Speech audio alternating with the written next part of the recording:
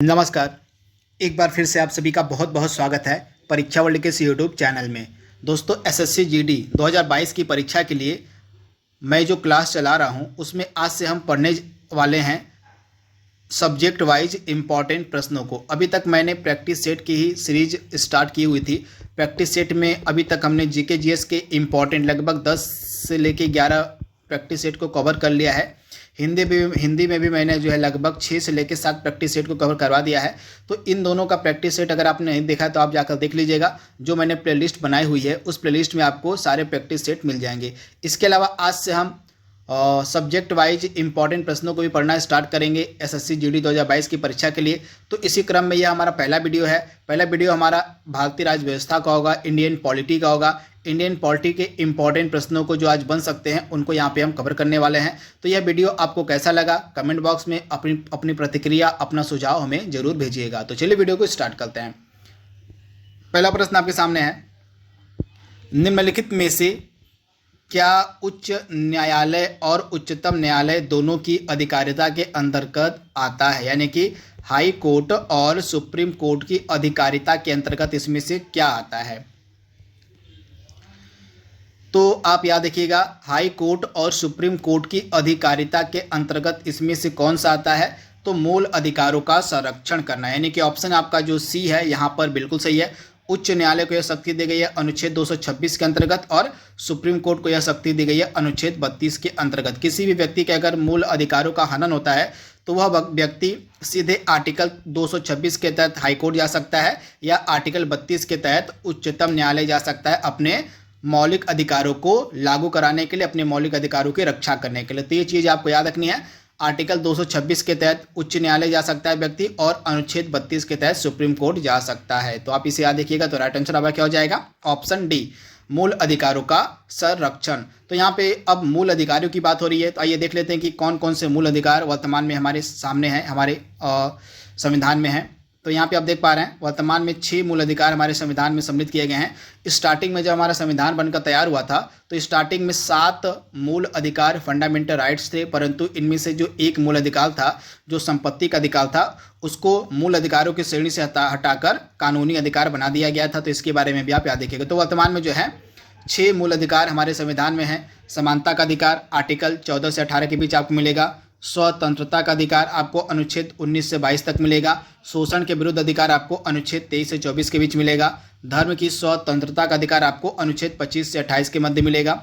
सांस्कृतिक और शैक्षिक अधिकार आपको अनुच्छेद 29 और 30 के अंतर्गत मिलेगा। और सबसे इम्पॉर्टेंट जो अधिकार आपका है, संवैधानिक उपचारों का अधिकार आपको मिलेगा अनुच्छेद 32 के अंतर्गत। तो वर्तमान में 6 हमारे फंडामेंटल राइट्स हैं, 6 हमारे मौलिक अधिकार हैं जो आप याद रखिएगा। और इससे पहले संपत्ति का अधिकार भी मूल अधिकार हुआ करता था, परंतु इसे निरसित कर दिया गया। 44वां जो हमारा संविधान संशोधन अधिनियम 1978 का, इसके तहत इसको मूल अधिकारों की श्रेणी से हटाकर कानूनी अधिकार बना दिया गया। अब यह आर्टिकल 300 के अंतर्गत रखा गया है संपत्ति के अधिकार को। तो ये जानकारी भी आपके पास होनी चाहिए।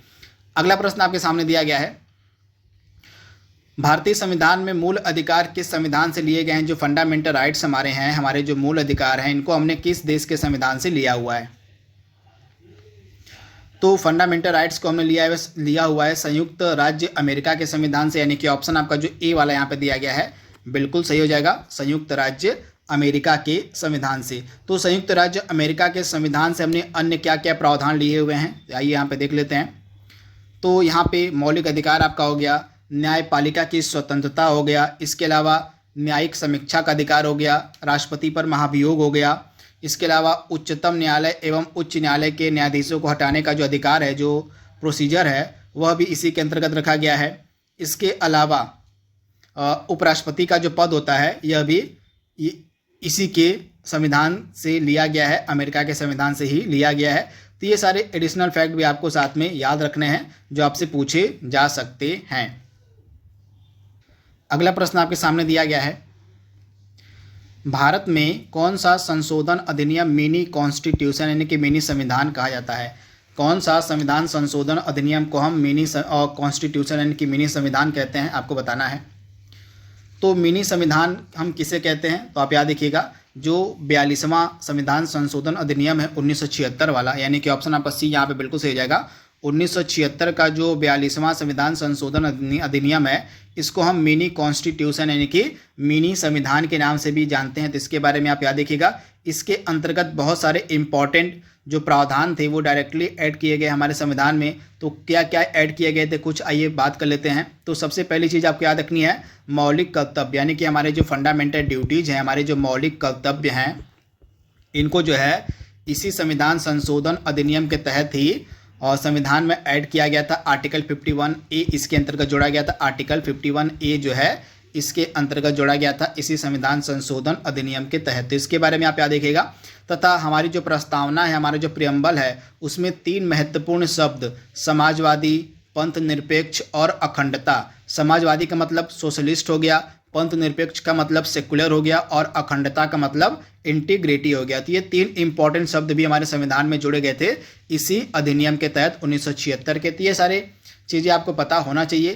तो इसी कारण से इसको हम मिनी कॉन्स्टिट्यूशन यानी कि मिनी संविधान के नाम से भी जानते हैं 42nd अमेंडमेंट को। तो ऑप्शन आपका जो यहाँ पे सी वाला है बिल्कुल सही हो जाएगा।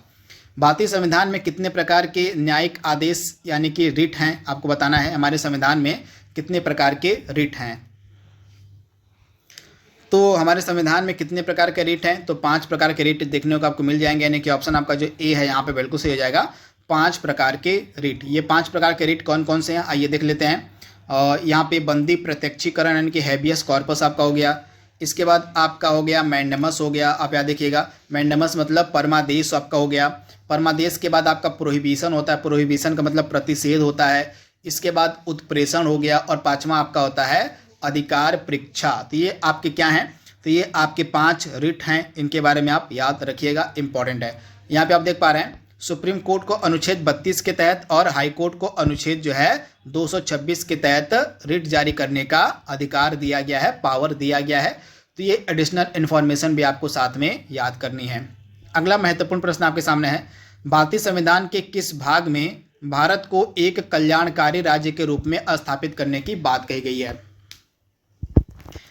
तो भारत को एक कल्याणकारी राज्य के रूप में स्थापित करने की बात किसके अंतर्गत करी गई है, तो हमारे जो डीपीएसपी हैं, हमारे जो राज्य के नीति निर्देशक तत्व हैं, इन्हीं के अंतर्गत जो है भारत को एक कल्याणकारी राज्य के रूप में स्थापित करने की बात कही गई है। तो ऑप्शन आपका जो सी यहाँ पे दिया गया है बिल्कुल सही हो जाएगा, आप इसे याद रखिएगा। तथा ये जो राज्य के नीति निर्देशक सिद्धांत हैं ये किस आर्टिकल के अंतर्गत रखे गए हैं, तो आर्टिकल 36 से लेके आर्टिकल 51 तक आपको मिलेंगे राज्य के नीति निर्देशक सिद्धांत। और किस भाग में है, किस पार्ट में है, तो ये आपको मिलेगा भाग 4 में। भाग 4 में आपको ये देखने को मिल जाएंगे। तथा किस देश के संविधान से इस प्रावधान को हमने ग्रहण किया हुआ है, तो आयरलैंड के संविधान से जो है इस प्रावधान को हमने ग्रहण किया हुआ है राज्य के नीति निर्देशक सिद्धांत को। तो ये सारे एडिशनल फैक्ट आपको साथ में याद करते हुए चलना है। दोस्तों यह जो सीरीज मैंने स्टार्ट किया है सब्जेक्ट वाइज इंपॉर्टेंट प्रश्नों की, आपको कैसी लगी कमेंट बॉक्स में आप इसके बारे में हमें बताइएगा। इसके अलावा जो मित्र, जो सहपाठी आपके एसएससी जीडी 2022 की परीक्षा की तैयारी कर रहे हैं उनके मध्य भी यह वीडियो आप शेयर कर दीजिएगा। भारत का राष्ट्रपति किसका अभिन्न अंग होता है, आपसे पूछा जा रहा है। भारत के जो राष्ट्रपति हैं, प्रेसिडेंट ऑफ इंडिया जो हैं, ये किसके अभिन्न अंग होते हैं, अभिन्न पार्ट होते हैं। तो आप याद रखिएगा पार्लियामेंट के यानी कि संसद के जो है अभिन्न अंग होते हैं प्रेसिडेंट। हमारी जो संसद होती है यह Lok Sabha plus Rajya Sabha plus president से मिलकर बनती है। तो हमारे जो प्रेसिडेंट हैं ये संसद के अभिन्न अंग माने जाते हैं। तो ये चीज़ आप याद रखिएगा, इंपॉर्टेंट है, डायरेक्टली आपसे पूछा जा सकता है इसके बारे में। तो हमारी जो संसद है ये किससे मिलकर बनी है, लोकसभा, राज्यसभा और प्रेसिडेंट से। तो ये तीनों जो हैं अभिन्न अंग होते हैं संसद के। तो इसके बारे में आप याद रखिएगा, इंपॉर्टेंट है। आप याद रखिएगा राष्ट्रपति जो है संसद के किसी भी सदन के सदस्य नहीं होते हैं। आप याद रखिएगा राष्ट्रपति जो है संसद के किसी भी सदन के सदस्य नहीं होते हैं, लेकिन जो हमारी संसद है, हमारी जो पार्लियामेंट है, वह राष्ट्रपति, लोकसभा व राज्यसभा से मिलकर बनती है। तो इसके बारे में आप याद रखिएगा, इंपॉर्टेंट चीज़ मैंने आपको बताई है, डायरेक्टली आपसे पूछा जा सकता है इसके बारे में। अगला प्रश्न आपके सामने है, वर्तमान में उच्चतम न्यायालय की वर्तमान में सुप्रीम कोर्ट में मुख्य न्यायाधीशों के अतिरिक्त कितने मुख्य न्यायाधीश के अतिरिक्त कितने न्यायाधीश हैं वर्तमान में, आपको बताना है। तो वर्तमान में मुख्य न्यायाधीश के अतिरिक्त कितने न्यायाधीश हैं सुप्रीम कोर्ट में, तो 33। वर्तमान में 33 प्लस 1 जो है न्यायाधीश हैं, इनमें से 33 न्यायाधीश हो गए और एक आपके मुख्य न्यायाधीश हो गए सुप्रीम कोर्ट में। तथा वर्तमान में हमारे मुख्य न्यायाधीश नए कौन बनाए गए हैं? तो वर्तमान में हमारे मुख्य न्यायाधीश बनाए गए हैं डी.वाई. चंद्रचूड़। डी.वाई. चंद्रचूड़ जो है ये हमारे नए मुख्य न्यायाधीश बनाए गए हैं, हमारे नए CJI बनाए गए हैं। तो आप इसे याद रखिएगा। तो अगर हम टोटल बात करें न्यायाधीशों की संख्या की, तो टोटल 34 न्यायाधीश हैं, जिनमें से एक हमारे मुख्य न्यायाधीश होते हैं और 33 अन्य न्यायाधीश होते हैं। तो ये चीज़ आपको पता होनी चाहिए। त्रिस्तरीय पंचायती राज तंत्र में कौन कौन शामिल होता है? त्रिस्तरीय पंचायती राज तंत्र में कौन कौन शामिल होता है? तो त्रिस्तरीय पंचायती राज तंत्र में ग्राम पंचायत, ब्लॉक या पंचायत समिति और जिला परिषद, ये तीनों शामिल होते हैं त्रिस्तरीय पंचायती राज समिति में, यानी कि ऑप्शन जो आपका बी यहाँ पे दिया गया है बिल्कुल सही हो जाएगा। अगला प्रश्न आपके सामने है, भारत में त्रिस्तरीय पंचायती राज प्रणाली का प्रस्ताव किसने किया था? जो त्रिस्तरीय पंचायती राज प्रणाली है, इसका प्रस्ताव सर्वप्रथम किसके द्वारा दिया गया था? तो बलवंत राय मेहता समिति के द्वारा, यानी कि ऑप्शन जो आपका ए है बिल्कुल सही हो जाएगा। त्रिस्तरीय पंचायती राज प्रणाली का जो प्रस्ताव है यह बलवंत राय मेहता समिति के द्वारा दिया गया था। तो ऑप्शन जो आपका यहाँ पे ए है बिल्कुल सही हो जाएगा। पंचायती राज से रिलेटेड बहुत सारी समितियां बनाई गई थी, जो आपके सामने मैंने यहाँ पे लिखा हुआ है, इनको आप देख लीजिए। बलवंत राय मेहता समिति यह 1957 में बनाई गई थी। इसके द्वारा क्या सिफारिश की गई थी? त्रिस्तरीय पंचायत के गठन का सुझाव दिया गया था। अशोक मेहता समिति आपकी 1977 में बनाई गई थी। इसने जो है त्रिस्तरीय की जगह द्विस्तरीय पंचायत के गठन का सुझाव दिया। इसके बाद GVK राव समिति का गठन किया गया था 1985 में, 1985 में। इसमें क्या किया गया था? इसने क्या सिफारिश दी थी? तो जिला स्तरीय निकाय को लोकतांत्रिक विकेंद्रीकरण में महत्वपूर्ण स्थान देने का जो सुझाव था यह दिया गया था GVK राव समिति के द्वारा। इसके बाद लक्ष्मी मल सिंघवी समिति का गठन किया गया था 1986 में। इसने जो है पंचायती राज को संवैधानिक दर्जा, स्वतंत्र और निष्पक्ष चुनाव कराने का सुझाव दिया था। तो ये सारे समितियां हैं जो आपकी पंचायती राज से रिलेटेड हैं। इनका गठन कब किया गया था? इनके द्वारा क्या क्या सुझाव दिया गया था, आपको याद रखना है। अगला प्रश्न आपके सामने है, संसद के दोनों सदनों का संयुक्त सत्र कौन बुला सकता है? संसद के दोनों सदनों का जो संयुक्त सत्र है वह कौन बुला सकता है, आपसे पूछा जा रहा है। ज्वाइंट सेशन की यहाँ पे बात हो रही है कि जो ज्वाइंट सेशन होता है वह कौन बुलाता है। तो ज्वाइंट सेशन बुलाता कौन है? आप याद रखिएगा, ज्वाइंट सेशन बुलाने का अधिकार है प्रेसिडेंट के पास, यानी कि राष्ट्रपति के पास, यानी कि ऑप्शन जो आपका यहाँ पे ए है बिल्कुल सही हो जाएगा। तथा किस अनुच्छेद के तहत जो है संयुक्त बैठक का प्रावधान है? तो अनुच्छेद 108, आप याद रखिएगा, अनुच्छेद 108 के तहत जो है संयुक्त बैठक का प्रावधान किया गया है। तथा यह जो संयुक्त बैठक है बुलाई जाती है प्रेसिडेंट ऑफ इंडिया के द्वारा। तो आप इसे याद रखिएगा, इंपॉर्टेंट है। तथा संयुक्त बैठक की कार्यवाहियों की जो अध्यक्षता है कौन करता है? कार्यवाहियों की इसकी जो अध्यक्षता की जाती है लोकसभा स्पीकर के द्वारा, लोकसभा अध्यक्ष के द्वारा। आप याद रखिएगा, बैठक को बुलाते तो प्रेसिडेंट है, परंतु इस बैठक की कार्यवाही की जो अध्यक्षता की जाती है लोकसभा स्पीकर के द्वारा। अगर आप याद रखिएगा, अगर किसी कारणवश लोकसभा के स्पीकर अनुपस्थित रहते हैं तो उनकी जगह पर लोकसभा के जो उपाध्यक्ष होते हैं वे संयुक्त बैठक की अध्यक्षता करते हैं।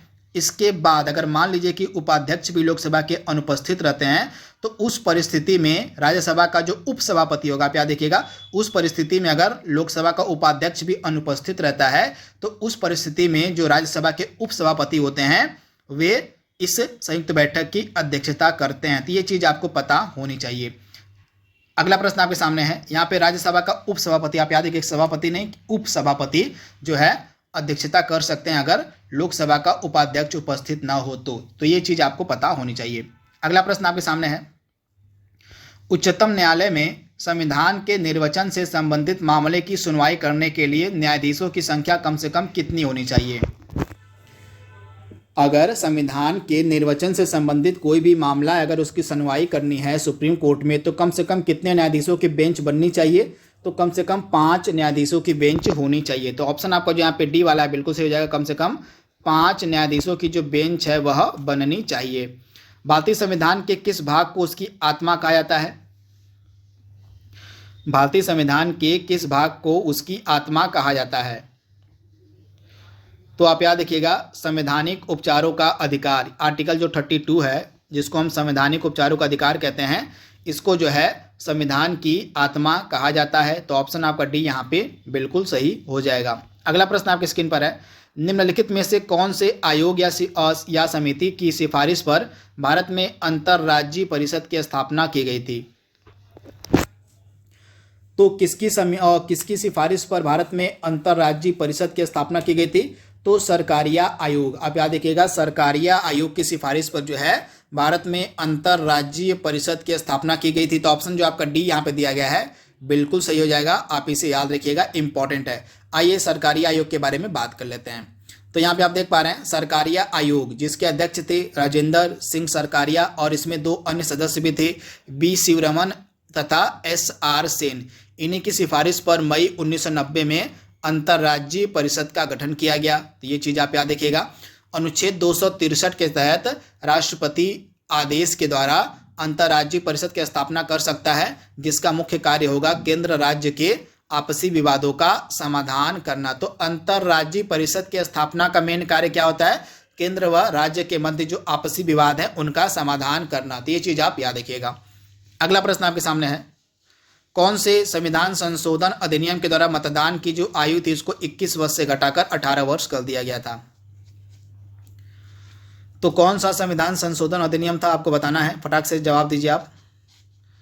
तो आपका कौन सा हो जाएगा? आपका हो जाएगा 61वां जो संविधान संशोधन अधिनियम था। इसी के तहत जो है मतदान की जो उम्र थी उसको 21 वर्ष से घटाकर 18 वर्ष कर दिया गया था। तो आप इसे याद रखिएगा। ऑप्शन जो आपका यहाँ पे सी वाला है बिल्कुल सही हो जाएगा। 61वां संविधान संशोधन अधिनियम जो है आपका 1988 का है। तो ये चीज आप याद रख सकते हैं। अगला प्रश्न आपकी स्क्रीन पर है, किस अनुच्छेद के द्वारा 6 से लेके 14 वर्ष तक के बच्चों के लिए शिक्षा का अधिकार मूल अधिकार माना गया है? तो आप याद रखिएगा अनुच्छेद 21A। अब यह फंडामेंटल राइट्स के अंतर्गत आता है। तो अनुच्छेद 21A के अंतर्गत 6 से लेकर 14 वर्ष तक के बच्चों के लिए शिक्षा का जो अधिकार है वह मूल अधिकार माना गया है। तो ऑप्शन आपका सी यहाँ पे बिल्कुल सही हो जाएगा। व्यक्तिगत स्वतंत्रता के लिए निम्नलिखित में से कौन सी रिट या याचिका दायर की जा सकती है? व्यक्तिगत स्वतंत्रता के लिए इसमें से कौन सी रिट या याचिका दायर की जा सकती है? तो राइट आंसर आपका क्या हो जाएगा? बंदी प्रत्यक्षीकरण, यानी कि ऑप्शन जो आपका यहाँ पे बी है बिल्कुल सही हो जाएगा।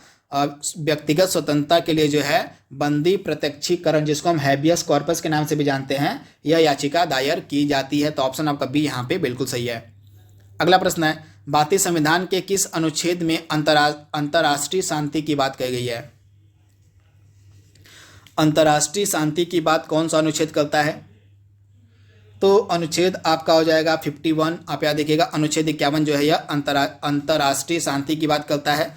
तथा आपका जो अनुच्छेद 51 है यह किस के अंतर्गत आता है? तो यह राज्य के नीति निर्देशक तत्व के अंतर्गत आता है, आर्टिकल 51। और यह जो आर्टिकल 51 है यह अंतर्राष्ट्रीय शांति की बात करता है। संविधान के किस अनुच्छेद के अंतर्गत राष्ट्रपति अध्यादेश जारी कर सकता है? राष्ट्रपति को अध्यादेश यानी कि ऑर्डिनेंस पारित करने की शक्ति किस अनुच्छेद के तहत दी गई है? तो अनुच्छेद 123 के अंतर्गत जो प्रेसिडेंट हैं, जो हमारे राष्ट्रपति होते हैं, वे ऑर्डिनेंस यानी कि अध्यादेश जारी कर सकते हैं। तो ऑप्शन जो आपका बी है यहाँ पे बिल्कुल सही हो जाएगा। अगला प्रश्न आपके सामने है, यहाँ पे एक तरफ विषय दिया गया है, सब्जेक्ट दिया गया है और भाग दिया गया है। तो आपको बताना है कि इसमें से कौन सा सुमेलित नहीं है। इस प्रकार के प्रश्न एग्जाम में बहुत बार पूछे जाते हैं। तो आइए देख लेते हैं। तो पंचायतों को किस भाग में रखा गया है? पंचायतों को किस भाग में रखा गया है? तो भाग 9 में रखा गया है, जो कि बिल्कुल ही गलत दिया गया। पंचायतें जो हमारी हैं, पंचायत को किस भाग में रखा गया है? तो बिल्कुल सही दिया गया है आपका भाग 9, आपका सही हो जाएगा। पंचायतों को भाग 9 में रखा गया है। सहकारी समितियों को भाग 9B में रखा गया है, बिल्कुल सही दिया गया है। निर्वाचन को भाग किस में रखा गया है? तो निर्वाचन को जो है भाग 14 में रखा गया है। तो यह वाला गलत है, भाग 14 में निर्वाचन को नहीं रखा गया है, बल्कि जो निर्वाचन है इसको भाग 15 में रखा गया। भाग 15 में जो है निर्वाचन को रखा गया है। वहीं आपात उपबंध को किस भाग में रखा गया? तो भाग जो 18 हमारा है, भाग 18 के अंतर्गत आपात उपबंध है। तो ऑप्शन आपका डी वाला बिल्कुल सही दिया गया। तो निर्वाचन वाला आपका गलत दिया गया था, निर्वाचन को भाग 15 में रखा गया है। इसमें आपको बताना है कि एक तरफ विषय दिया गया और एक तरफ शेड्यूल यानी कि अनुसूची दी गई है। तो इसमें से बताना है कि आपको कौन सा सुमेलित नहीं है। तो भाषाओं को किस अनुसूची में, किस शेड्यूल में रखा गया है? तो भाषाओं को जो है 8वीं अनुसूची में रखा गया है। इसके बाद राज्यसभा में स्थानों का आवंटन जो है किस अनुसूची में है? राज्यसभा में स्थानों का आवंटन आपको चौथी अनुसूची में मिलेगा, बिल्कुल सही है। शपथ या प्रतिज्ञान जो आपके ओथ एंड अफर्मेशन है, जो आपके प्रमुख पदाधिकारी होते हैं, जो सदस्य होते हैं, जो उनके लिए जो शपथ और प्रतिज्ञानों का प्रारूप है वह किस अनुसूची में है? तो अनुसूची यहाँ पे पहला दिया गया, जो कि बिल्कुल ही गलत है। पहली अनुसूची में नहीं मिलेगा आपको, बल्कि यह तीसरी अनुसूची में मिलेगा। तो इसके बारे में आप याद देखिएगा, भारतीय संविधान की जो तीसरी अनुसूची है, भारतीय संविधान का जो तीसरा शेड्यूल है, इसके अंतर्गत शपथ और प्रतिज्ञान को रखा गया है। इसके बाद दल बदल विरोधी कानून आपको मिलेगा 10वीं अनुसूची में, यानी कि 10th शेड्यूल में। तो ये चीज़ आप याद रखिएगा। तो मैंने सारी आपको यहाँ पे बता दी है, पूरी डिटेल भी यहाँ पे लिखी गई है। यहाँ पे आप देख पा रहे हैं, पंचायतों को भाग 9 में रखा गया है, सहकारी समितियों को भाग 9B में रखा गया है, निर्वाचन को भाग 15 में रखा गया है और आपात उपबंध को भाग 18 में रखा गया है। इसके अलावा भाषाएं आपको मिलेंगी अनुसूची 8 में। राज्यसभा में स्थानों का आवंटन अनुसूची 4 में आपको देखने को मिलेगा। शपथ या प्रतिज्ञान आपको अनुसूची 3 में देखने को मिलेगा, अनुसूची 3 में शपथ या प्रतिज्ञान आपको देखने को मिलेगा। और दल बदल विरोधी कानून आपको मिलेगा देखने को 10वीं अनुसूची में। तो इसके बारे में आप याद रखिएगा। तो दोस्तों, इस प्रकार से जो आज का पहला वीडियो था पॉलिटी के इम्पॉर्टेंट MCQs का, उसको हमने यहाँ पे कंप्लीट कर लिया है। आई होप यह वीडियो आपको पसंद आएगा, आपके SSC GD परीक्षा के लिए फ़ायदेमंद होगा। तो इसी उम्मीद के साथ इस वीडियो को यहीं पर रोकते हैं। तो आज के लिए बस इतना ही। Thank you, thanks for watching, thank you. नमस्कार, एक बार फिर से आप सभी का बहुत बहुत स्वागत है परीक्षा वर्ल्ड के यूट्यूब चैनल में। दोस्तों, लगातार मैं महत्वपूर्ण क्लासेस आप तक पहुँचा रहा हूँ SSC GD की परीक्षा के लिए। इसी क्रम में आज हम एक और इम्पॉर्टेंट क्लास की शुरुआत यहाँ पे करने जा रहे हैं। आज से हम पढ़ना स्टार्ट करेंगे भूगोल के इम्पॉर्टेंट प्रश्नों को। यहाँ पे हम एकदम इंडियन ज्योग्राफी के बेसिक प्रश्नों को कवर करेंगे, जो आपके एग्जाम के लिए महत्वपूर्ण हो सकते हैं। इस वीडियो को आपको बिल्कुल ध्यान से लास्ट तक देखना है। आपको बहुत सारे इंपॉर्टेंट चीज़ें इस वीडियो में बताई जाएंगी MCQs के फॉर्म में। इसके अलावा कुछ एडिशनल जानकारी भी आपको मैं साथ में देते चलूँगा, जिससे आपका जो इंडियन ज्योग्राफी का बेसिक है, स्टार्टिंग के जो चैप्टर है इंडियन ज्योग्राफी के, वे आपके पूरी तरह से कंप्लीट हो जाएंगे। और यहीं से ही आपके एग्जाम में लगभग 80% प्रश्न जो हैं देखने को मिलेंगे, अगर ज्योग्राफी के प्रश्न पूछे जाते हैं तो मैं आपसे वादा करता हूँ, इस क्लास को आप देख लेते हैं तो आप पूरी तरह से कॉन्फिडेंस महसूस करेंगे SSC GD की परीक्षा में। तो इस वीडियो को आप बिल्कुल ध्यान से एक बार आप जरूर देख लीजिएगा। वीडियो कैसा लगा आप कमेंट बॉक्स में अपना सुझाव, अपनी प्रतिक्रिया हमें जरूर दीजिएगा। तो चलिए वीडियो को स्टार्ट करते हैं। जैसा कि मैंने आपको बताया है, एकदम बेसिक प्रश्न आपको मिलेंगे इंडियन ज्योग्राफी के स्टार्टिंग के चैप्टर के। यही प्रश्न आपके एग्जाम में भी पूछे जाएंगे। तो पहला प्रश्न आपके सामने है स्क्रीन पर।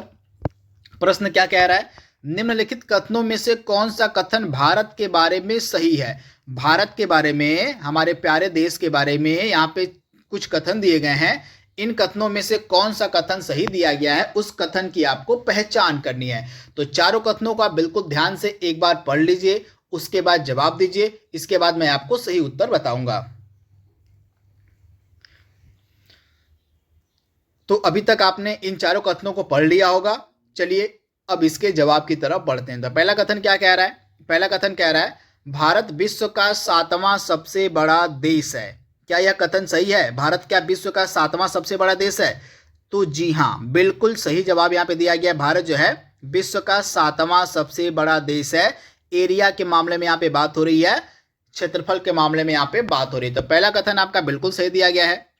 दूसरा कथन क्या कह रहा है? भारत जो है स्थल मंडल के कुल क्षेत्रफल का लगभग 2.4% भाग अधिकृत किए हुए है। यानी कि मान लीजिए पूरे वर्ल्ड का जितना भी लैंड है, जो स्थल मंडल हमारा है, उस स्थल मंडल के कुल क्षेत्रफल का लगभग 2.4% जो स्थल है वो सिर्फ इंडिया में ही है। तो ये भी कथन आपका बिल्कुल सही दिया गया है। यानी कि विश्व की 2.4% की जो भूमि है सिर्फ इंडिया के पास है, यह कथन आपका कह रहा है। तो सेकंड वाला कथन भी आपका बिल्कुल सही दिया गया है। तीसरा कथन क्या कह रहा है? भारत की जनसंख्या जो है विश्व की जनसंख्या का लगभग 17.5% है। तो यह भी कथन आपका बिल्कुल सही दिया गया है। भारत के पास वर्तमान में विश्व की लगभग 17.5% जनसंख्या निवास करती है सिर्फ भारत में। तो आपका थर्ड वाला कथन भी बिल्कुल सही दिया गया है। चौथा कथन क्या दिया गया है? भारत के पूर्वी व पश्चिमी छोर में 2 घंटे का अंतराल समय में, यानी कि भारत का जो पूर्वी एरिया यहाँ पे ईस्ट हो गया और आपका जो आपका वेस्ट हो गया। तो इन दोनों के बीच जो समय का अंतराल है वो आपका लगभग 2 घंटे का होता है। तो एक कथन दिया गया है, तो यह भी कथन आपका बिल्कुल सही दिया गया है। यानी कि भारत के बारे में ये जो 4 कथन दिए गए हैं, ये चारों कथन आपके बिल्कुल ही सही दिए गए हैं। तो ऑप्शन आपका ई वाला बिल्कुल सही हो जाएगा, यानी कि उपर्युक्त सभी कथन आपके बिल्कुल सही दिए गए हैं। एक प्रश्न मैं आपसे पूछ रहा हूं, आप उसका जवाब दीजिएगा। हाल ही में यह घोषणा करी गई थी कि भारत जो है चाइना को पछाड़कर यह विश्व की सबसे ज्यादा जनसंख्या वाला देश बन जाएगा। तो आपको बताना है कि भारत जो है किस वर्ष तक, आपको उस वर्ष को बताना है कि भारत किस वर्ष में चाइना को पछाड़कर विश्व की सबसे ज्यादा जनसंख्या वाला देश बन जाएगा। इसको आपको कमेंट बॉक्स में बताना है। वर्तमान में चीन की जनसंख्या सबसे ज्यादा है और सेकेंड नंबर पे भारत आता है जनसंख्या के मामले में। अगला प्रश्न आपके स्क्रीन पर है। एक तरफ हमारे केंद्र शासित प्रदेश दिए गए हैं और दूसरी तरफ उनकी राजधानियां दी गई हैं। तो आपको बताना है, इसको सुमेलित करना है, इन चारों को सुमेलित करना है। तो आइए इसको सुमेलित कर लेते हैं। तो हमारा पहला केंद्र शासित प्रदेश है चंडीगढ़। तो ऑप्शन ए, चंडीगढ़ की राजधानी क्या हो जाएगी, चंडीगढ़ हो जाएगी। तो ए का 4 हो जाएगा आपका। बी में क्या दिया गया, लक्षद्वीप। लक्षद्वीप की राजधानी क्या है, तो कवारत्ती, यानी कि आपका बी का 3 हो जाएगा, कवारत्ती 3 में दिया गया है। अंडमान निकोबार द्वीप समूह की राजधानी है पोर्ट ब्लेयर, यानी कि सी का आपका 1 हो जाएगा। पुडुचेरी की राजधानी आपकी पुडुचेरी हो जाएगी, यानी कि आपका डी का क्या हो जाएगा, डी का आपका 2 हो जाएगा। तो इस प्रकार से 4, 3, 1, 2 आपका राइट आंसर हो जाएगा। चंडीगढ़ की राजधानी चंडीगढ़ है। लक्षद्वीप की राजधानी आपकी कवारत्ती हो जाएगी। अंडमान निकोबार की राजधानी पोर्ट ब्लेयर हो जाएगी और पुडुचेरी की राजधानी आपकी क्या हो जाएगी, तो पुडुचेरी हो जाएगी। तो इसको आप याद कर लीजिएगा, सुपर इंपॉर्टेंट है। अगला प्रश्न आपके स्क्रीन पर दिया गया है।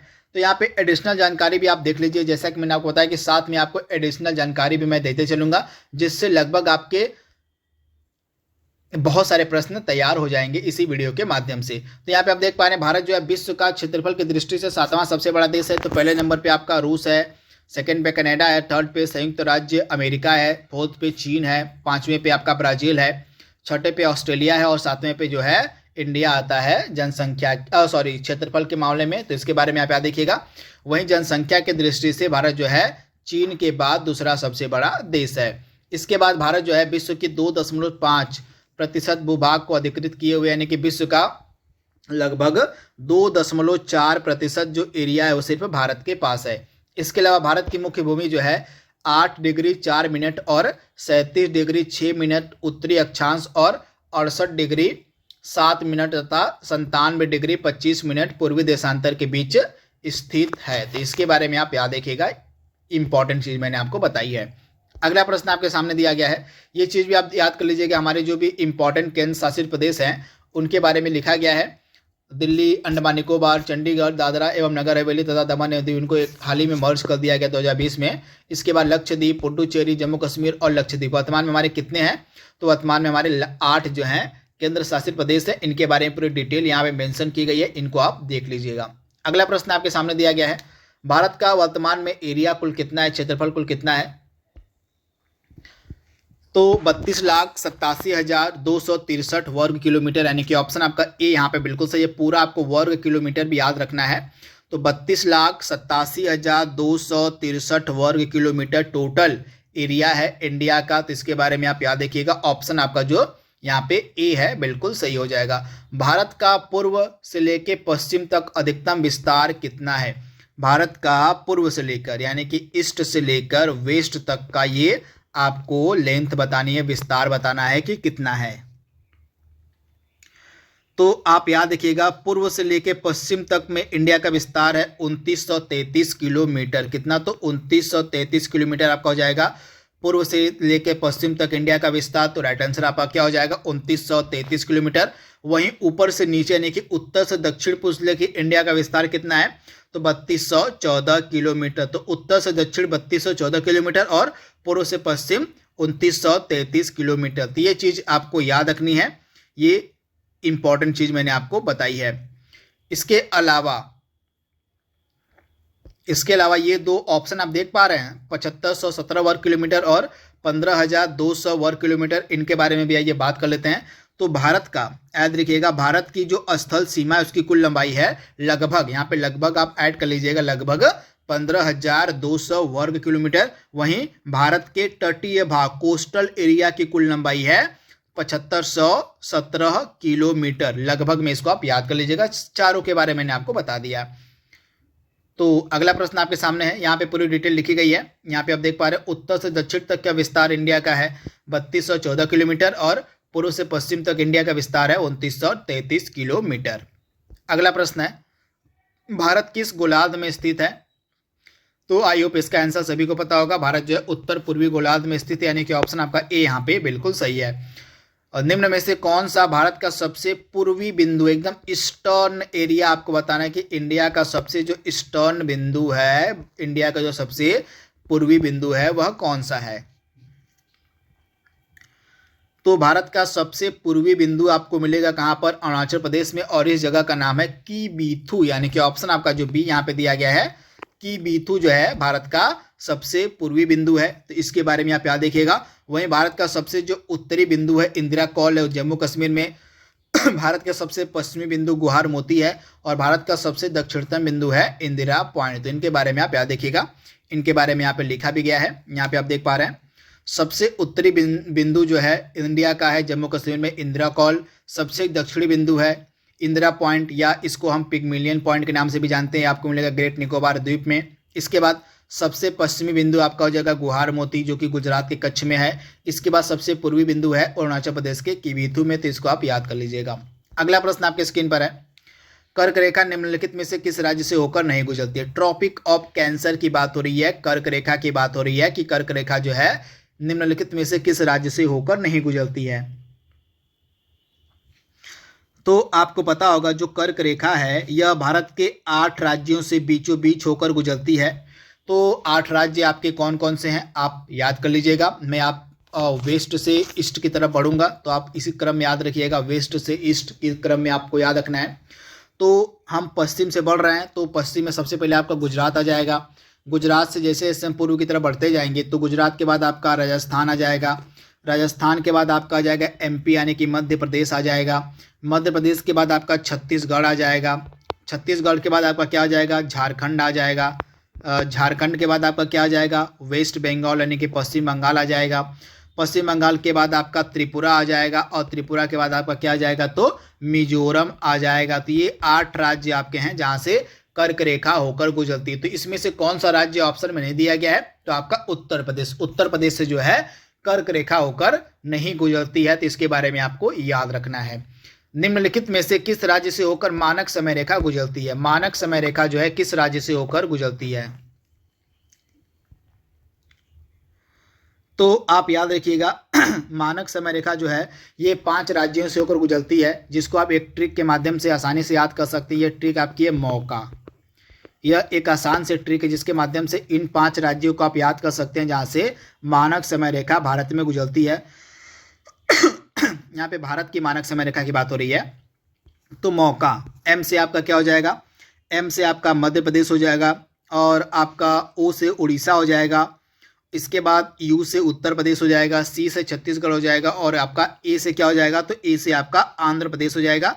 एक बार फिर मैं आपको रिपीट कर दे रहा हूँ, एम से मध्य प्रदेश, ओ से उड़ीसा, यू से उत्तर प्रदेश, सी से छत्तीसगढ़ आपका हो जाएगा और इसके बाद ए से आपका आंध्र प्रदेश हो जाएगा। तो ये 5 राज्य हैं जहां से आपकी मानक समय रेखा होकर गुजरती है। तो इसके बारे में आपको याद रखना है, इंपॉर्टेंट है। तो इसमें से कौन सा राज्य है जहां से कर्क रेखा मतलब मानक समय रेखा होकर गुजरती है? तो आपके उपर्युक्त सभी यानी कि उत्तर प्रदेश, मध्य प्रदेश और उड़ीसा, इन सभी राज्यों से जो आपकी मानक समय रेखा होकर गुजरती है। तो इसके बारे में आप याद रखिएगा। अगला प्रश्न है, यहाँ पे आप देख पा रहे हैं पूरी डिटेल लिखी गई है। कर्क रेखा 8 राज्यों से होकर गुजरती है। ये 8 राज्य आपके लिखे गए हैं और मानक समय रेखा यहाँ पे देख पा रहे हैं। इलाहाबाद के नैनी से गुजरने वाली 82.5 डिग्री पूर्वी देशांतर रेखा को हम मानक समय रेखा कहते हैं। यह जो मानक समय रेखा है ग्रीनविच मीन टाइम से 5.5 घंटे आगे, यानी कि हमारी जो मानक समय रेखा है यह GMT से यानी कि इंडियन स्टैंडर्ड टाइम जिसको हम बोलते हैं, भारतीय मानक समय रेखा जिसको हम बोलते हैं, यह GMT से कितना आगे है? तो यह GMT से यानी कि ग्रीनविच मीन टाइम से 5.5 घंटे आगे है। तथा हमारी जो मानक समय रेखा ये 5 राज्यों से होकर गुजरती है, उत्तर प्रदेश, मध्य प्रदेश, छत्तीसगढ़, उड़ीसा और आंध्र प्रदेश। काफ़ी ज़्यादा महत्वपूर्ण कंटेंट मैं आपको यहाँ पे प्रोवाइड करा रहा हूँ। बस आपको इतना करना है हमारे लिए कि वीडियो को शेयर कर देना है अपने सहपाठियों के मध्य जो एसएससी जीडी की परीक्षा की तैयारी में लगे हुए हैं।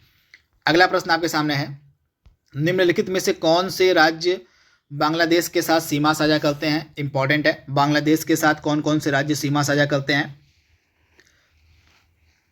तो आइए बात कर लेते हैं। तो टोटल 5 राज्य हैं इंडिया के जो बांग्लादेश के साथ सीमा साझा करते हैं, जिनमें से वेस्ट बंगाल आपका पहला हो जाएगा, तथा वेस्ट बंगाल जो है सबसे ज़्यादा जो है सीमा साझा करता है किससे? तो बस बांग्लादेश से। तो इसके बारे में आप याद देखिएगा।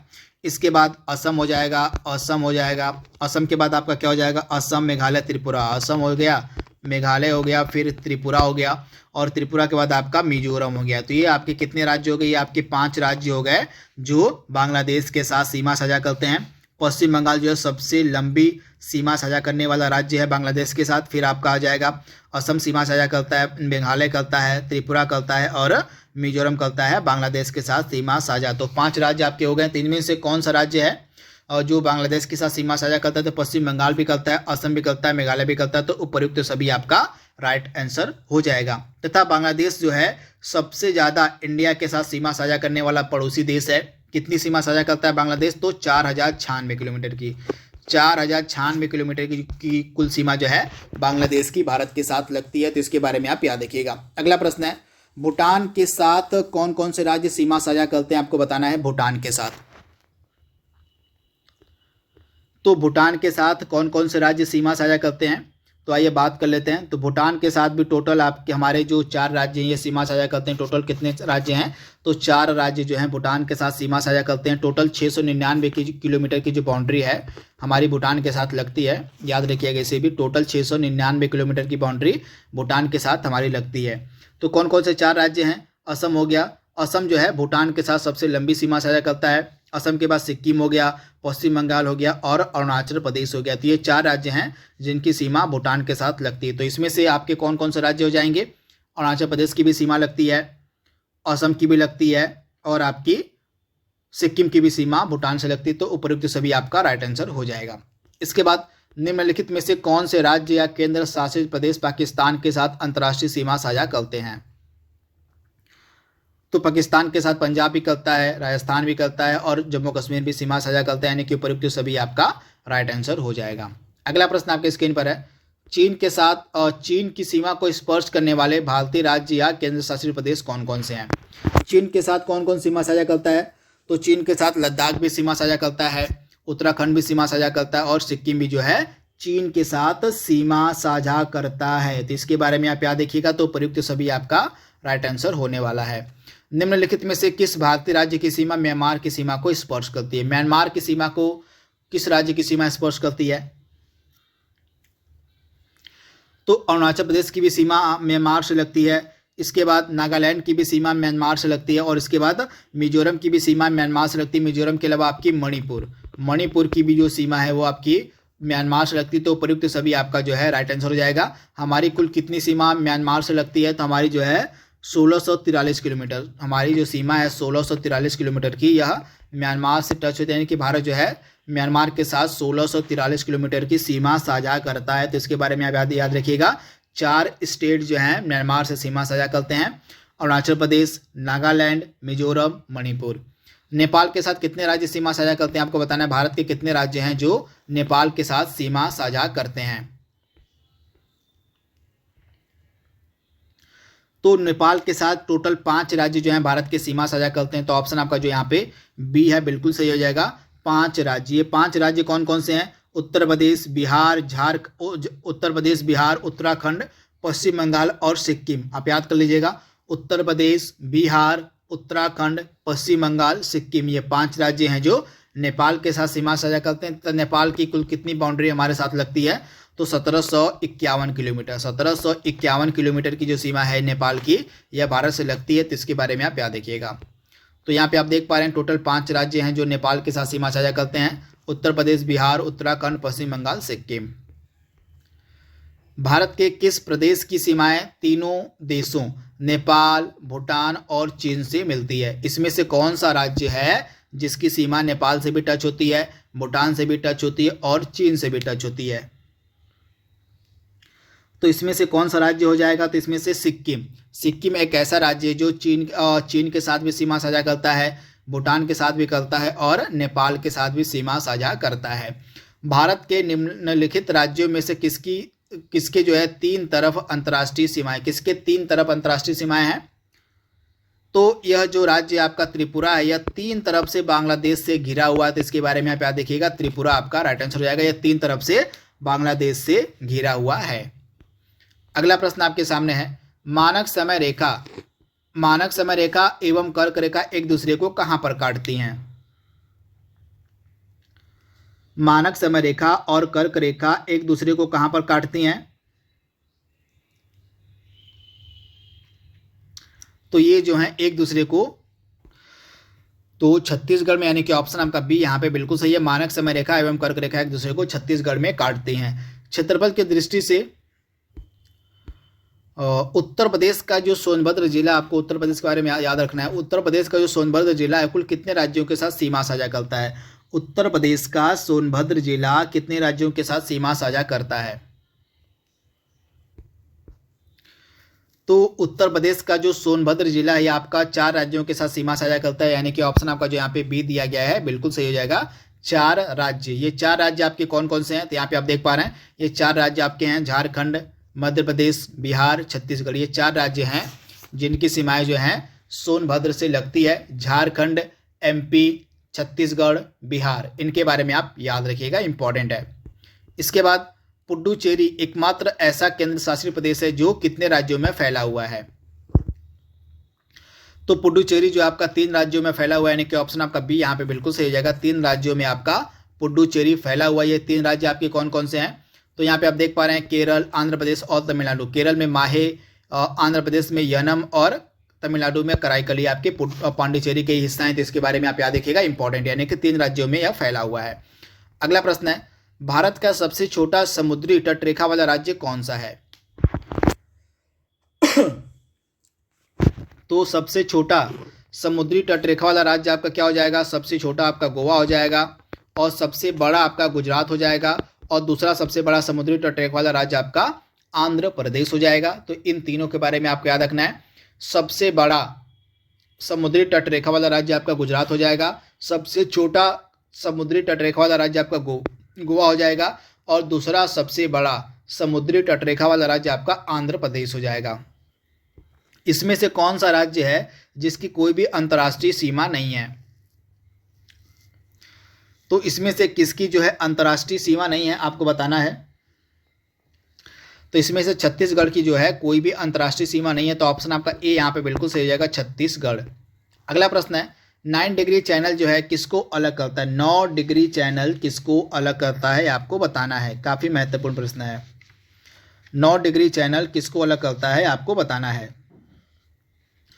तो 9 डिग्री चैनल किसको अलग करता है? तो लक्षद्वीप व मिनिकॉय को। आप याद रखिएगा, लक्षद्वीप और मिनिकॉय को जो है यह अलग करता है 9 डिग्री चैनल, यानी कि ऑप्शन आपका जो बी यहाँ पे दिया गया है बिल्कुल सही हो जाएगा। आप इसे याद रखिएगा, यहाँ पे पूरी डिटेल लिखी गई है। यहाँ पे आप देख पा रहे हैं सभी इंपॉर्टेंट चैनल। तो 8 डिग्री चैनल मालदीव और मिनिकॉय के मध्य है। 8 डिग्री चैनल आपका मालदीव और मिनिकॉय के मध्य है। 9 डिग्री चैनल मिनिकॉय और लक्षद्वीप के मध्य है। 6 डिग्री चैनल आपका ग्रेट निकोबार और सुमात्रा के मध्य आपका 6 डिग्री चैनल है।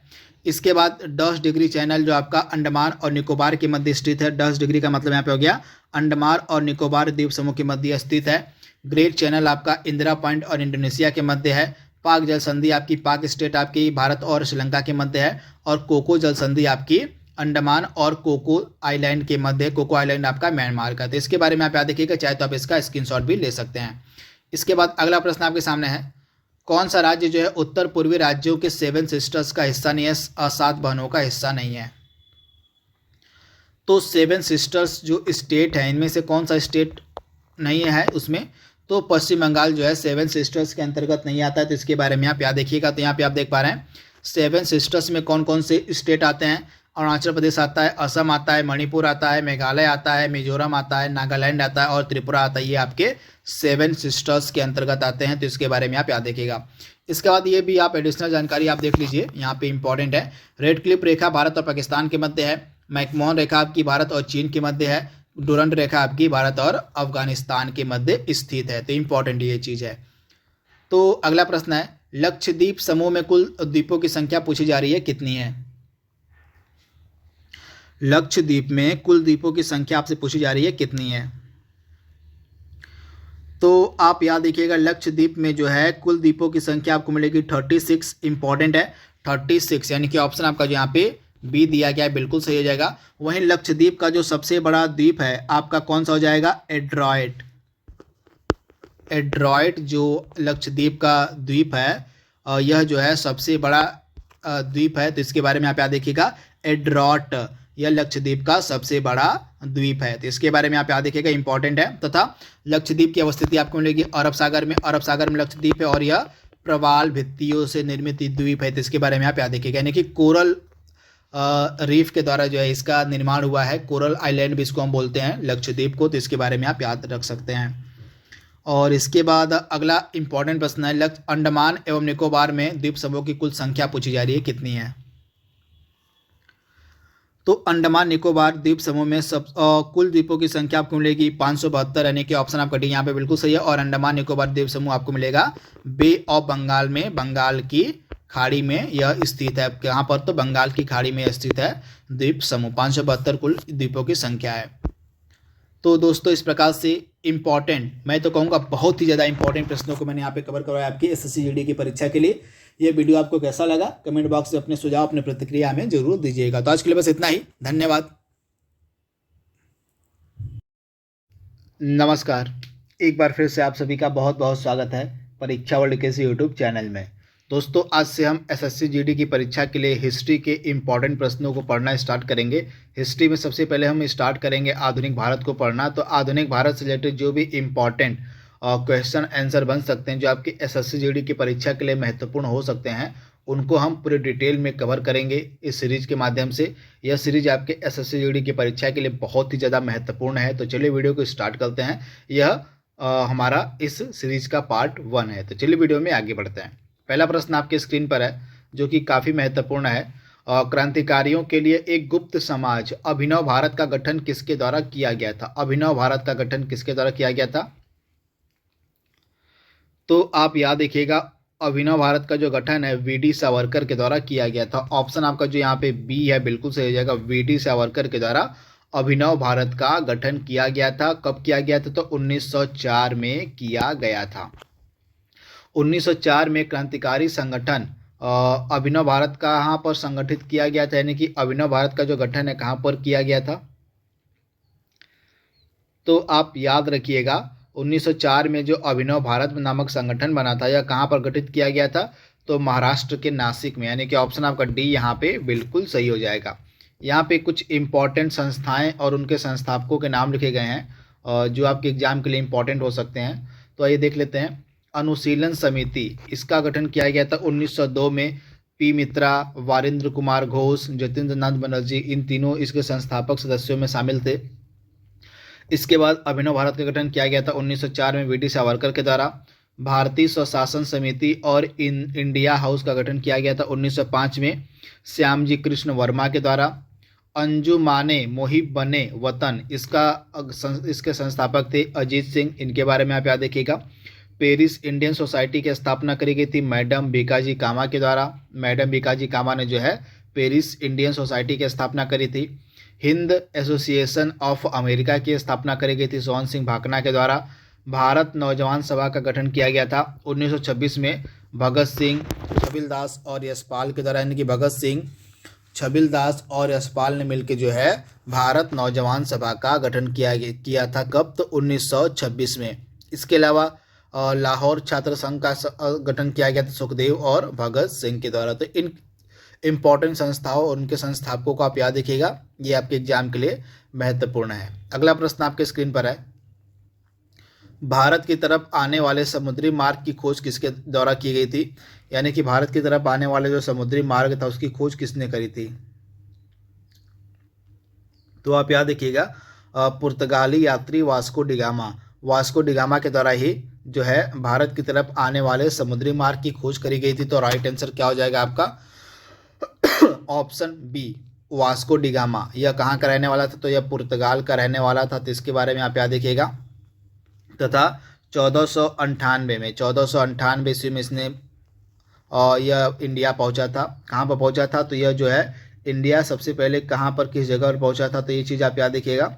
यह सबसे पहले कालीकट बंदरगाह पर पहुंचा था। जो वेस्टर्न और तट हमारा है, जो वेस्टर्न कोस्ट हमारा है, जो पश्चिमी तट हमारा है, पश्चिमी तट का एक इम्पॉर्टेंट बंदरगाह है कालीकट। तो यहीं पर जो है सबसे पहले वास्को डी गामा पहुंचा था 1498 ईस्वी में। तो इसके बारे में आप याद रखिएगा, यह पुर्तगाल का रहने वाला था। तो इसके बारे में आप याद रखिएगा। तथा भारत के लिए नए समुद्री मार्ग की खोज करने का जो श्रेय है यह वास्को डी गामा को ही जाता है। तथा वास्को डी गामा जब कालीकट पहुंचा था तो उस समय इसका स्वागत किसने किया था, तो उस समय इसका स्वागत किया गया था जो उस समय का तत्कालीन शासक था कालीकट का, जमोरिन ने जो है वास्को डी गामा का स्वागत किया था।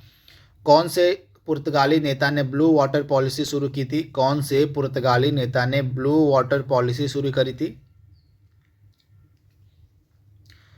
तो फ्रांसिस्को डी अल्मीडा। आप याद रखिएगा, फ्रांसिस्को डी अल्मीडा के द्वारा जो है ब्लू वाटर पॉलिसी की शुरुआत करी गई थी। तो इसके बारे में आप याद रखिएगा। राइट आंसर क्या हो जाएगा, option A, Francisco de Almeida के द्वारा जो है ब्लू वाटर पॉलिसी की शुरुआत करी गई थी। तो इसके बारे में आप याद रखिएगा। राइट आंसर क्या हो जाएगा, ऑप्शन जो आपका यहाँ पे ए है, बिल्कुल सही हो जाएगा। तथा यह जो फ्रांसिस्को डी अल्मीडा था यह भारत का पहला पुर्तगाली गवर्नर भी था। आप याद रखिएगा, यह भारत का पहला पुर्तगाली गवर्नर भी था। इसी के द्वारा ब्लू वाटर पॉलिसी की शुरुआत करी गई थी। तो अल्मीडा आपको याद रखना, ऑप्शन ए। अगला प्रश्न आपके सामने है, पुर्तगालियों के द्वारा श्रीलंका की खोज किस वर्ष में करी गई थी, पुर्तगालियों के द्वारा श्रीलंका की खोज जो है किस वर्ष में करी गई थी, तो आप याद रखिएगा 1505 ईस्वी में पुर्तगालियों के द्वारा श्रीलंका की जो खोज है 1505 ईस्वी में करी गई थी। तो राइट आंसर क्या हो जाएगा, ऑप्शन आपका जो सी यहाँ पे दिया गया है वह बिल्कुल सही हो जाएगा। 1505 ईस्वी में पुर्तगालियों ने श्रीलंका की खोज करी थी। निम्नलिखित में से किसने 1503 में भारत में पहला यूरोपीय किला बनाया था, और किसके द्वारा 1503 में भारत में पहला यूरोपीय किला बनाया गया था, तो आप याद रखिएगा जो पहला यूरोपीय किला था 1503 में यह बनाया गया था पुर्तगालियों के द्वारा। तो राइट आंसर क्या हो जाएगा, पुर्तगाली, यानी कि ऑप्शन आपका यहाँ पे बी जो है बिल्कुल सही हो जाएगा। इसके बारे में आप याद रखिएगा। तथा यह 1503 में कहाँ पर बनाया गया था, 1503 में कोचीन में यह किला बनाया गया था। तो इसके बारे में आप याद रखिएगा। अगला प्रश्न आपकी स्क्रीन पर है, वह कौन थे जिन्होंने अनुशीलन समिति की स्थापना करी थी, तो मैंने आपको बताया था अनुशीलन समिति के 3 संस्थापक सदस्य थे। कौन कौन हो जाएंगे आपके, तो पी मित्रा हो जाएंगे, बारेंद्र कुमार घोष हो जाएंगे और जतेंद्र नाथ बनर्जी हो जाएंगे। इन तीनों ने मिलकर जो है 1902 में अनुशीलन समिति की स्थापना करी थी। तो उपयुक्त सभी आपका राइट आंसर हो जाएगा। बाल गंगाधर तिलक को लोकमान्य विशेषण कब दिया गया था, यानी कि बाल गंगाधर तिलक को लोकमान्य कब से कहा जाने लगा, तो आप याद रखिएगा क्रांतिकारी आंदोलन के दौरान, जो हमारे क्रांतिकारी आंदोलन स्टार्ट हुए थे उसी क्रांतिकारी आंदोलन के दौरान ही बाल गंगाधर तिलक को लोकमान्य कहा जाने लगा। तो ऑप्शन आपका बी यहाँ पे बिल्कुल सही है। बाल गंगाधर तिलक के बारे में कुछ इंपॉर्टेंट फैक्ट्स को आइए जान लेते हैं जो आपके एग्जाम के लिए महत्वपूर्ण हो सकते हैं। सारी चीज़ें यहाँ पे एक ही जगह पर लिखी गई हैं जो आपके एसएससी जीडी की परीक्षा के लिए महत्वपूर्ण हो सकती हैं। तो पहली चीज़ आप याद देखिएगा, लोकमान्य के नाम से बाल गंगाधर तिलक मशहूर थे, फेमस थे। इनकी प्रमुख पत्रिकाएं थी मराठा जो कि अंग्रेजी भाषा में छपती थी, और एक केसरी थी जो कि मराठी भाषा में छपती थी। इसके बारे में आप याद देखिएगा। अखाड़ा और लाठी क्लब की शुरुआत भी बाल गंगाधर तिलक के द्वारा करी गई थी। गणपति उत्सव की शुरुआत 1893 में और शिवाजी उत्सव की शुरुआत 1896 में इन्हीं ने करी थी। 1908 में देशद्रोह के मामले में इनको जेल भेजा गया था, वर्मा जेल, यानी कि वर्मा की जो मांडले जेल है वहीं पर इनको देशद्रोह के मुकदमे में मामले में 1908 में ब्रिटिश गवर्नमेंट ने सजा दी थी। लगभग 6 वर्ष तक ये जेल में रहे थे, यानी कि 6 वर्ष की सजा इनको मिली थी जेल के लिए। तो 6 वर्ष तक ये जेल में रहे थे। कई बार एग्जाम में पूछ लिया जाता है कि बाल गंगाधर तिलक को कितने वर्ष की जेल हुई थी, तो 6 वर्ष की। इसके बारे में आप याद रखिएगा। इनकी कुछ फेमस पुस्तकें भी हैं जैसे the Arctic home of Vedas, आप याद रखिएगा। इनकी फेमस पुस्तक है, एक है the Arctic home of Vedas और दूसरी है गीता रहस्य। तो इनके बारे में आप याद रखिएगा। 1916 में होम रूल लीग की स्थापना इन्होंने करी थी। होम रूल लीग की स्थापना दो लोगों ने करी थी, एक एनी बेसेंट की होम रूल लीग थी और एक थी बाल गंगाधर तिलक की होम रूल लीग, जो कि दोनों के द्वारा ही 1916 में स्थापित करी गई थी। बस महीने का अंतर था, डिफरेंस था। क्या बता सकते हैं कि किस महीने में बाल गंगाधर तिलक ने अपनी होम रूल लीग की स्थापना करी थी? इसका जवाब आप कमेंट बॉक्स में दीजिएगा। इनका एक फेमस कथन था, स्वराज मेरा जन्मसिद्ध अधिकार है। आप याद देखिएगा, इनका एक फेमस कथन क्या था? स्वराज मेरा जन्मसिद्ध अधिकार है। इसके बारे में आप याद देखिएगा। इसके अलावा इनकी मृत्यु कब होती है? तो इनकी जो मृत्यु है 1 अगस्त 1920 को होती है, जब जो है असहयोग आंदोलन की शुरुआत। जिस दिन जो है असहयोग आंदोलन स्टार्ट होता है उसी दिन, ठीक उसी दिन जो है 1 अगस्त 1920 को इनकी मृत्यु भी हो जाती है। तो ये चीज़ आपको पता होनी चाहिए। इसके बाद अगले प्रश्न की तरफ हम बढ़ते हैं। किस वर्ष जो है गोवा पुर्तगालियों के अधिकार में आ गया था? यानी कि पुर्तगालियों ने गोवा पर किस वर्ष में अधिकार कर लिया था? सिंपल सी चीज आपसे पूछी जा रही है, किस वर्ष में पुर्तगालियों ने गोवा पर अधिकार कर लिया था? उस वर्ष को आपको बताना है।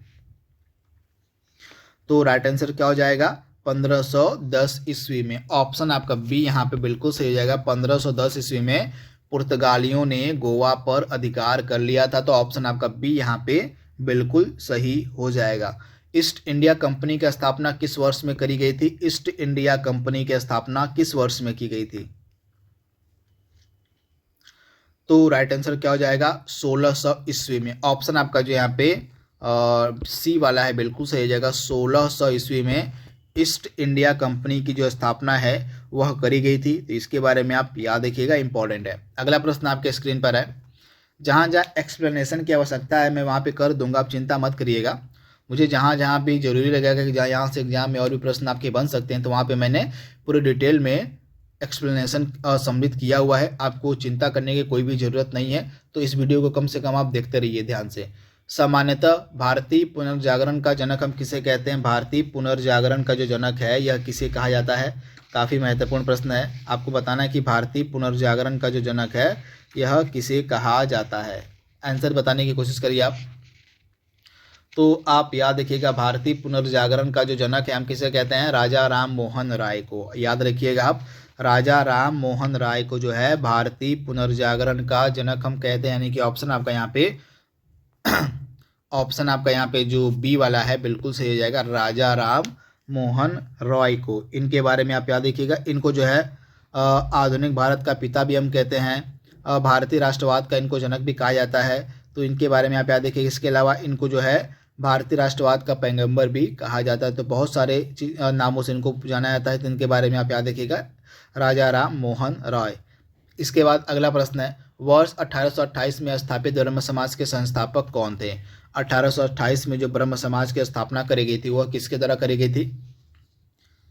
तो आप याद रखिएगा, 1828 में ब्रह्म समाज की स्थापना किसने करी थी? राजा राम मोहन रॉय ने करी थी। यानी कि ऑप्शन आपका जो यहाँ पे दिया गया है और डी बिल्कुल सही दिया गया, राजा राम मोहन रॉय।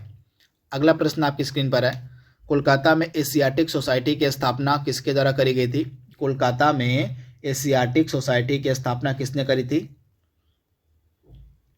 तो आप याद रखिएगा, 1784 में यह एशियाटिक सोसाइटी की स्थापना करी गई थी। किसके द्वारा करी गई थी? तो याद रखिएगा, सर विलियम जोन्स। यानी कि ऑप्शन आपका बी यहाँ पे बिल्कुल सही जाएगा, सर विलियम जोन्स के द्वारा जो है 1784 ईस्वी में एशियाटिक सोसाइटी एशियाटिक सोसाइटी की जो स्थापना है वह करी गई थी। यानी कि ऑप्शन आपका बी यहाँ पे बिल्कुल सही हो जाएगा। इसके बारे में आप याद रखिएगा, इंपॉर्टेंट है। इसके बाद अगला प्रश्न आपके सामने है, थियोसॉफिकल सोसाइटी के संस्थापक यहाँ पे पूछे जा रहे हैं कि थियोसॉफिकल सोसाइटी की स्थापना किसके द्वारा करी गई थी? तो आप याद रखिएगा, एक रूसी महिला थी जिनका नाम था मैडम ब्लावर्स्की। आप याद रखिएगा, मैडम ब्लावर्स्की, और एक व्यक्ति और थी जिनका नाम था कर्नल अल्काट। कर्नल अल्काट और मैडम ब्लावर्स्की ने मिलकर जो है थियोसॉफिकल सोसाइटी की स्थापना करी थी। तो इनके बारे में आप याद रखिएगा, और ये नाम काफ़ी महत्वपूर्ण है। तो ऑप्शन आपका जो यहाँ पे बी है बिल्कुल सही हो जाएगा। तथा इसकी स्थापना कहाँ पर करी गई थी? तो न्यूयॉर्क में करी गई थी। आप याद रखिएगा, न्यूयॉर्क में जो है थियोसॉफिकल सोसाइटी की जो स्थापना है वह करी गई थी 1875 ईस्वी में। वर्ष भी आप याद रख सकते हैं, 1875 में जो है थियोसॉफिकल सोसाइटी की स्थापना करी गई थी मैडम ब्लावेट्स्की, इस प्रकार से इनका नाम लिखा था, मैडम ब्लावेट्स्की। तो आप याद रखिएगा, इंपॉर्टेंट है। और एक व्यक्ति और थे कर्नल अल्काट। अगला प्रश्न आपके सामने है, हेडगेवार ने किस वर्ष राष्ट्रीय स्वयंसेवक संघ की स्थापना करी थी? हेडगेवार के द्वारा किस वर्ष में राष्ट्रीय स्वयंसेवक संघ की स्थापना करी गई थी? जो वर्तमान का आरएसएस, उसी की बात हो रही है यहाँ पे। तो आरएसएस की स्थापना किस वर्ष में करी गई थी? 1925 में करी गई थी। इसके बारे में आप याद देखिएगा, 1925 में जो है आरएसएस की स्थापना करी गई थी। ऑप्शन आपका डी यहाँ पे बिल्कुल सही हो जाएगा। एग्जैक्ट डेट यहाँ पे देख लीजिए आप, 27 सितंबर 1925 को आरएसएस की स्थापना करी गई थी। इसका मुख्यालय नागपुर में था। अगला प्रश्न आपके सामने है, युगांतर पार्टी का नेतृत्व किसने किया था? युगांतर पार्टी का जो नेतृत्व है वह किसके द्वारा किया गया था, आपको बताना है। इंपॉर्टेंट प्रश्न है, आपसे डायरेक्टली पूछा जा सकता है इसके बारे में। तो आप याद रखिएगा, जतेंद्र नाथ बनर्जी राइट आंसर हो जाएगा, यानी कि ऑप्शन आपका यहाँ पे यहाँ पे जतेंद्र नाथ मुखर्जी नहीं, बनर्जी होगा। क्या होगा यहाँ पे? बनर्जी, जतेंद्र नाथ बनर्जी यहाँ पे होगा। जतेंद्र मुखर्जी की जगह बनर्जी कर लीजिएगा, बनर्जी आपका यहाँ पे राइट आंसर हो जाएगा। जतेंद्र नाथ बनर्जी के द्वारा जो है युगांतर पार्टी का नेतृत्व किया गया था। तो इसके बारे में आप याद देखिएगा, इंपॉर्टेंट है। अगला प्रश्न आपके स्क्रीन पर है, मुजफ्फरपुर में किंग्सफोर्ड की हत्या का प्रयास कब किया गया था? मुजफ्फरपुर में किंग्सफोर्ड की हत्या का जो प्रयास है यह कब किया गया था? ये सभी आपके क्रांतिकारी गतिविधियों के प्रथम चरण के प्रश्न हैं। जब क्रांतिकारी गतिविधियां एकदम स्टार्ट हुई थी उसी समय के ये प्रश्न है। तो आप याद रखिएगा, मुजफ्फरपुर का जो बदनाम जज था किंग्सफोर्ड, उसकी हत्या का एकदम असफल प्रयास किया था। इसमें इस प्रयास में यह बच गया था, इसी कारण से इसको असफल प्रयास कहा जाता है। तो यह जो हत्या का प्रयास था यह किया गया था अप्रैल 1908 में। ऑप्शन आपका सी यहाँ पे बिल्कुल सही हो जाएगा। किंग्सफोर्ड इस जज का नाम था, यह काफ़ी बदनाम जज हुआ करता था उस समय का, अपने गलत फैसलों के कारण यह उस समय काफ़ी बदनाम था। तो किंग्सफोर्ड की हत्या का जो असफल प्रयास है दो क्रांतिकारियों के द्वारा किया गया था, खुदीराम बोस और प्रफुल्ल चाकी। आप याद देखिएगा, प्रफुल्ल चाकी और खुदीराम बोस, इन दो क्रांतिकारियों के द्वारा ही मुजफ्फरपुर के बदनाम जज किंग्सफोर्ड की हत्या करने का असफल प्रयास किया गया था अप्रैल 1908 में। आप इसे याद रखिएगा। इस घटना के बाद जो प्रफुल्ल चाकी थे, जो क्रांतिकारी प्रफुल्ल चाकी हमारे थे, इन्होंने खुद को गोली मार ली थी और खुदीराम बोस को अंग्रेजों ने फांसी की सजा दे दी थी। ये चीज़ आप याद रखिएगा। मुजफ्फरपुर बम कांड का संबंध इनमें से किसके साथ है? तो मैंने आपको अभी बताया, मुजफ्फरपुर बम कांड का संबंध आपके एक प्रफुल्ल चाकी से हो जाएगा और एक आपके हो जाएंगे कौन? तो एक आपके हो जाएंगे खुदीराम बोस। तो इन दोनों ने ही जो है इस बम कांड को अंजाम दिया था, तो खुदीराम बोस और आपके प्रफुल्ल चाकी। अगला प्रश्न आपके सामने है, तो यहाँ पे आप देख पा रहे हैं ये पूरी डिटेल मुजफ्फरपुर बम कांड के बारे में लिखी गई है, इसको आप पढ़ लीजिएगा। जो चीज़ें मैंने आपको बताई है वही चीज़ यहाँ पे लिखी गई है। अगला प्रश्न आपके सामने है, निम्नलिखित में से किसने अलीपुर षड्यंत्र मामले में अरविंद घोष का बचाव किया था? अलीपुर षड्यंत्र मामले में किसने जो है बचाव किया था? तो चितरंजन दास। आप याद रखिएगा, चितरंजन दास ने अलीपुर षड्यंत्र मामले में अरविंद घोष का बचाव किया था, यानी कि ऑप्शन आपका जो यहाँ पे ए दिया गया है बिल्कुल सही दिया गया है। किस वर्ष हिंदुस्तान रिपब्लिकन एसोसिएशन की स्थापना करी गई थी? तो आप याद रखिएगा 24 अक्टूबर 1924 को उत्तर प्रदेश के कानपुर में। तो राइट आंसर ऑप्शन आपका बी यहाँ पे हो जाएगा। 24 अक्टूबर 1924 को उत्तर प्रदेश के कानपुर में जो है उत्तर भारत के जो क्रांतिकारी थे उन्हीं के द्वारा मिलकर इस संगठन का गठन किया गया, जिसको नाम दिया गया था Hindustan Republican association. Short form में इसको हम HRA के नाम से भी जानते हैं, तो इसके बारे में आप याद रखिएगा। ऑप्शन आपका बी यहाँ पे बिल्कुल सही जाएगा। और इसके संस्थापक सदस्य कौन कौन से थे? सचिंद्र नाथ सान्याल हो गए, राम प्रसाद बिस्मिल हो गए, चंद्रशेखर आज़ाद हो गए। इन तीनों ने मिलकर ही ये संस्थापक थे हिंदुस्तान रिपब्लिकन एसोसिएशन के, तो इसके बारे में आप याद रखिएगा। तथा इसी HRA के क्रांतिकारियों के द्वारा ही काकोरी जो ट्रेन एक्शन था उसको अंजाम दिया गया था 1925 में, तो इसके बारे में आप याद रखिएगा। आगे प्रश्न आएगा वहाँ पे हम डिस्कस कर लेंगे काकोरी ट्रेन के बारे में। इसके बाद अगला प्रश्न है, हिंदुस्तान रिपब्लिकन संगठन की स्थापना किसने करी, कहाँ पर करी गई थी? तो आप याद रखिएगा, हिंदुस्तान रिपब्लिकन संगठन की जो स्थापना थी यह करी गई थी उत्तर प्रदेश के कानपुर में। कब करी गई थी? तो 24 अक्टूबर 1924 को। और इसके बाद अगला प्रश्न आपके सामने है, निम्नलिखित में से कौन हिंदुस्तान रिपब्लिकन एसोसिएशन का सदस्य नहीं था? तो चंद्रशेखर आजाद सदस्य थे, राम प्रसाद बिस्मिल सदस्य थे, शिव वर्मा सदस्य थे, लेकिन भगत सिंह जो है आपके हिंदुस्तान रिपब्लिकन एसोसिएशन के सदस्य नहीं थे। तो इसके बारे में आप याद देखिएगा, भगत सिंह उस समय नहीं थे। जब सेकेंड वाले में बनता है तो सेकेंड वाले में भगत सिंह जो है सदस्य बनते हैं। जब सेकेंड वाला यानी कि जब HRA आपकी टूट जाती है, HRA के टूटने के बाद एक संगठन बनता है HSRA यानी कि हिंदुस्तान सोशलिस्ट रिपब्लिकन एसोसिएशन, उसके सदस्य बनते हैं भगत सिंह। तो इसके बारे में आप याद देखिए, लेकिन HRA के सदस्य भगत सिंह नहीं थे, ये चीज़ आप याद देखिएगा। इसके बाद अगला प्रश्न आपके सामने है, अपनी फांसी से पूर्व जो है निम्नलिखित क्रांतिकारियों में से किस एक ने पीने हेतु दिए गए दूध को अस्वीकार कर कहा, अब मैं केवल अपनी माँ का दूध लूँगा? यह कथन किसका है, किस फेमस क्रांतिकारी का है, आपको बताना है। तो आप याद देखिएगा, यह कथन किस फेमस क्रांतिकारी का है? तो यह राम प्रसाद बिस्मिल का कथन है। तो ऑप्शन आपका यहाँ पे सी जो है बिल्कुल सही हो जाएगा। सरफरोशी की तमन्ना अब हमारे दिल में है, देखना है जोर कितना बाजू एक कातिल में है। यह पंक्तियां किनके द्वारा लिखी गई हैं, आपको बताना है।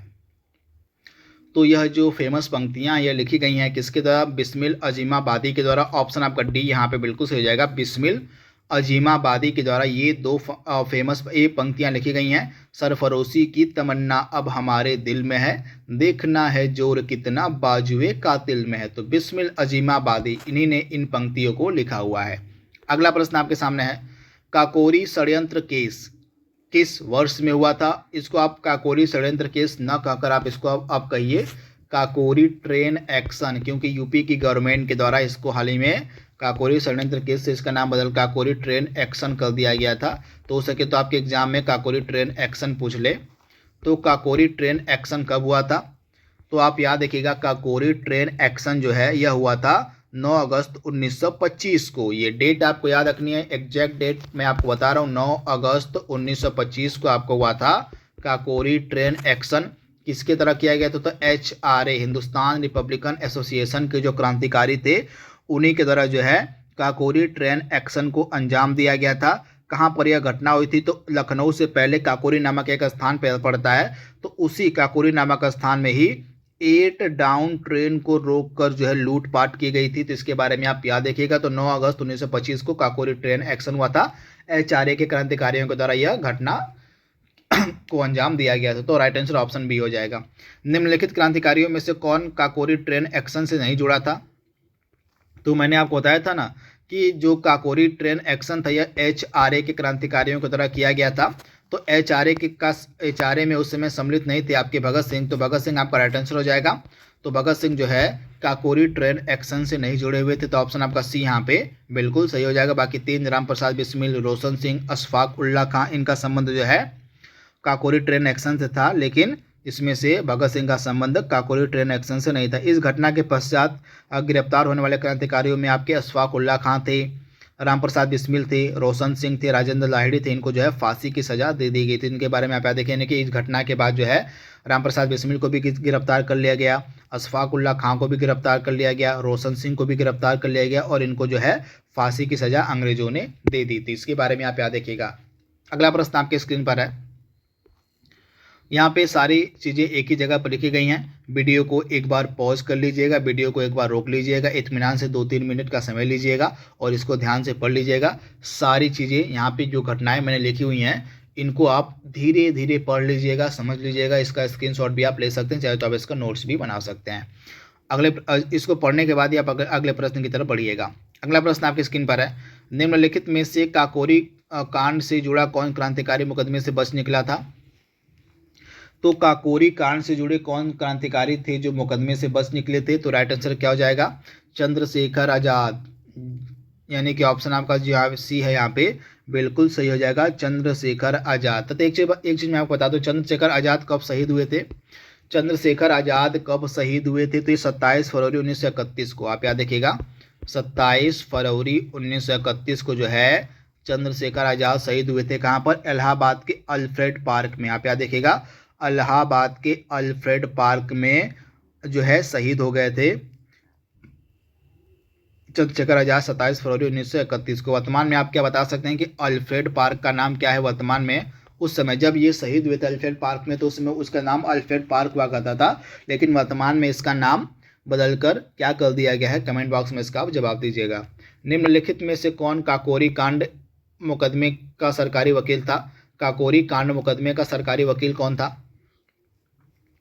तो आप याद रखिएगा जगत नारायण मुल्ला। ऑप्शन आपका बी यहाँ पे बिल्कुल सही हो जाएगा। जगत नारायण मुल्ला जो था यह काकोरी कांड मुकदमे का सरकारी वकील था। अगला प्रश्न आपके स्क्रीन पर है, हिंदुस्तान सोशलिस्ट रिपब्लिकन एसोसिएशन। अब एचआरए टूट चुका है क्योंकि एचआरए के जिन क्रांतिकारियों के द्वारा काकोरी ट्रेन एक्शन को अंजाम दिया गया था, सारे मैक्सिमम जो इम्पोर्टेंट क्रांतिकारी थे वे पकड़े गए, जिनको कुछ लोगों को तो फांसी की सजा दे दी गई और कुछ जो है कुछ को आजीवन कारावास हो गया था। तो सिर्फ एक इम्पॉर्टेंट जो लीडर थे, जो एचआरए के संस्थापक थे चंद्रशेखर आजाद, वे बच निकले थे और फिर से उन्होंने पुनर्गठन किया इस एचआरए का। अब एचआरए का जो पुनर्गठन वो एचआरए में यस शब्द ऐड कर दिया गया। अब एचआरए की जगह कौन सा नया संगठन बनता है? HSRA, Hindustan socialist Republican association.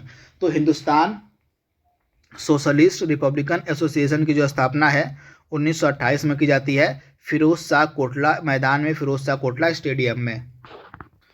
तो अब आप याद रखिएगा हिंदुस्तान सोशलिस्ट रिपब्लिकन एसोसिएशन की जो स्थापना है यह चंद्रशेखर आजाद के द्वारा करी गई, यानी कि ऑप्शन आपका यहाँ पे दिया गया है, ऑप्शन आपका सी वाला बिल्कुल सही हो जाएगा, चंद्रशेखर आजाद। और इसके संस्थापक सदस्य और कौन कौन थे? तो चंद्रशेखर आजाद तो हो ही गए आपके, इसके अलावा बिजोय कुमार सिन्हा हो गए, सी वर्मा हो गए, जयदेव कपूर हो गए, भगत सिंह हो गए, भगवती चरण वोहरा हो गए, सुखदेव हो गए और दुर्गा भाभी। ये फेमस आपके क्रांतिकारी थे जिनका संबंध हो जाएगा आपके हिंदुस्तान सोशलिस्ट रिपब्लिकन एसोसिएशन थे। अब HSRA में जो है भगत सिंह सम्मिलित थे, तो इसके बारे में आप याद देखिएगा HSRA में जो है अब भगत सिंह शामिल थे। इनकलाब जिंदाबाद का नारा किसने दिया था? इनकलाब जिंदाबाद का नारा दिया गया था भगत सिंह के द्वारा, यानी कि ऑप्शन आपका जो यहाँ पे सी है बिल्कुल सही हो जाएगा, भगत सिंह के द्वारा। अगला प्रश्न है, भगत सिंह, राजगुरु और सुखदेव को फांसी की सजा कब हुई थी?